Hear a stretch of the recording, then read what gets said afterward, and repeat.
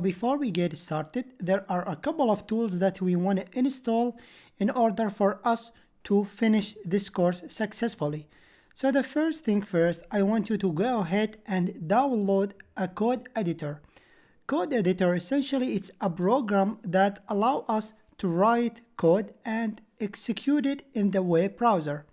Okay, I'm gonna talk more about the tools that we are gonna download in the next video, but for the time being, let's focus on downloading and installing these two programs.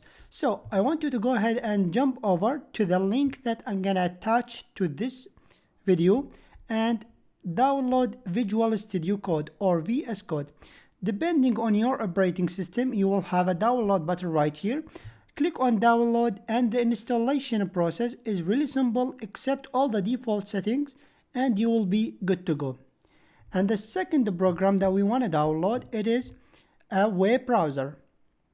Of course, not specifically Google Chrome, but if you don't have already a web browser, go ahead and download Google Chrome. Google Chrome, it is really the recommended or the suggested web browser for developers or programmers because it has a great built-in developer tools that we are going to explain in the next video. Okay, for the time being, I want you to go ahead and download Google Chrome for your operating system, and we are going to talk more about it in the next video, as I said.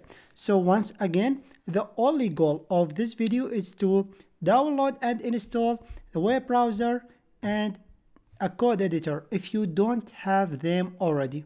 Okay, so I'm gonna pause the video right now. I want you to go ahead and install these two stuff, and I'm gonna explain them in the next video. See you in the next one.